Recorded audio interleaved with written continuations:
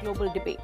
The Chinese spy balloon that the US military shot down over the Atlantic Ocean last week was equipped with high-tech equipment capable of collecting communication signals and other sensitive information.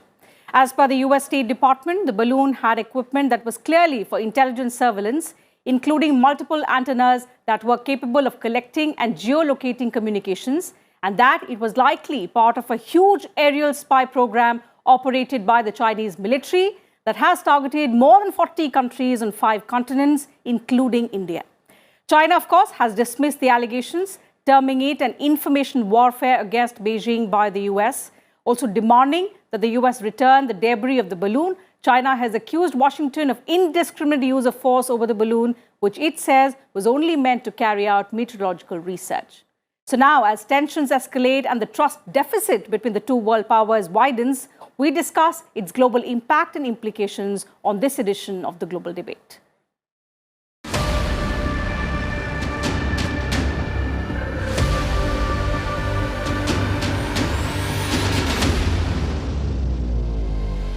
To talk about the recent developments on the balloon saga and the spiraling US-China tensions, I'm joined on the program today by an illustrious panel. So let me begin by introducing the experts on the program.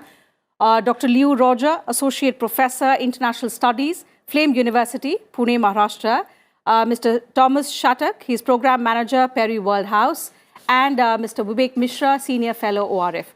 Thank you, gentlemen, for joining me on the program today on Sunset TV.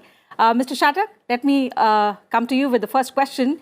You know, the US president believes it's not a major security breach for America. He goes on to also say that the US-China relations have not taken a hit despite the entire balloon saga taking place.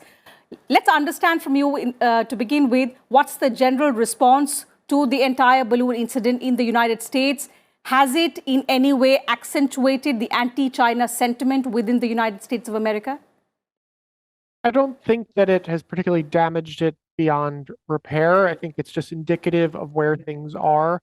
The cancellation of Secretary of State Blinken's visit to China is probably the most important fallout from all of this. The regular American just thinks it's kind of a joke that a balloon kind of ruined a big high-profile meeting, and the fact that we were able to shoot it down and are now collecting the parts and the balloon itself, and the military has now said that they were able to stop it from collecting certain types of data, shows that we were on the case.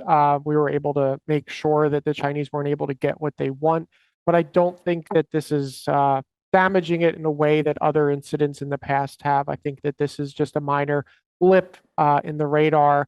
Hopefully things will eventually get back to normal, but I think at least from the US perspective, things need to change, because this is a balloon that flew over multiple states across the United States, and now China is putting the blame on the United States and not accepting any responsibility for itself. And that is now the biggest issue going on right now in the US. But is there no worry that the Chinese threat basically is nearer than ever before? The fact that China may be just testing the capability of the United States to answer? Yeah, I think that it's been released now that 4 balloons under the when President Trump was in office had been detected. They weren't necessarily sure what they were, and now we're calling it a high altitude awareness gap. I think some of this is a bit overblown. It is, in fact, just a balloon flying over. We're now going to be much more aware of this and be on the lookout. But in terms of Chinese aggression towards the United States, I don't think that this goes to a high level in some respects as, say, the drills around Taiwan in response to Speaker Pelosi's visit in August. So I think if we take it in comparison to previous acts that the Chinese took, this is a very minor incident, in my opinion. Okay. Dr. Roger, what's your perspective? How do you look at the entire escalation that has happened? And also the fact that it comes at a time when the Secretary of State was supposed to actually go to Beijing to normalize ties, and it comes in at that time. Do you see this recent episode actually deflating all possible efforts for some kind of thaw in US-China relations? Thank you for having me. I think in the long term, the technology competition between the US and China has existed, but I tend to believe that this is a glitch in either military or diplomatic affairs between the two countries. Let's go back to history. In 1962, the Cuban Missile Crisis, well, when it was on its height on October 27th, 1962, well, when the USS began the dialogue with Khrushchev, the General Secretary of CPSU, well, the US Air Force still launched its rocket test on this very important day, which the executive committee didn't know anything about. So I think this might be a glitch that, well, this is a scheduled event that the Chinese intelligence agency or the military intelligence try to, well, they may lose control of the balloon and let it fly off the course. So I don't think they are related to Secretary Blinken's visit to the United States, and I don't think to China. And I don't think this is a coordinated event. I tend to believe there's a glitch. But however, like President Biden has said in the State of the Union to the Congress, the long term, this balloon incident actually has created a symbolic gesture in the American public, especially, that China has become a looming threat to the U.S. security. Not just for China. In fact, if the US State Department official is to be believed, Mr. Mishra, it could have implications for over 40 countries. So as per reports, it says that this incident is part of a wider surveillance program that the Chinese are undertaking, targeting as many as 40 countries across 5 continents, and which includes India. So are there also security implications for India that we should be worried about, Mr. Mishra? Well, definitely. I mean, we are a contiguous state of the Chinese state, as well as the kind of relationship that we have had, especially for the past 2.5 years, is definitely indicative of the fact that we should be careful. But in the context of the U.S.-China relations itself, I think I would extend the argument from my two predecessors, in the sense that I think it's a gray zone activity by China. Having a push, and this is an activity that certainly pushes the envelope to the United States in terms of the fact that the gray zone activities are now also capable of reaching the mainland United States. So I think essentially the whole conception of the US that is flanked by sea on two sides, and the conception of homeland security traditionally that the United States has is certainly being challenged by China.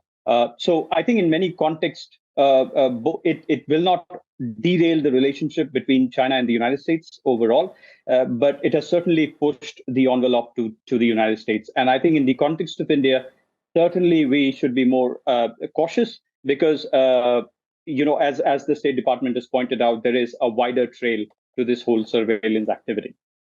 So, as it's indicative that this rivalry and this competition between the two global powers is only going to widen further, and should the world accept that this is going to be the new normal in the times to come as well?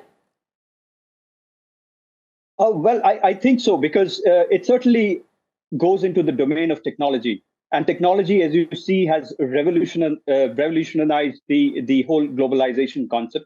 It has blurred the lines between countries in a manner that has never happened before, but in my sense, in a more hostile way.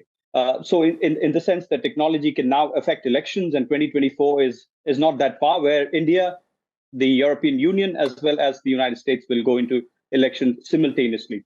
What can technology do? What can hostile nations do to affect elections in democracy is a question that really haunts me. So I think definitely we've entered a space which is not very comfortable, and we should all be cautious.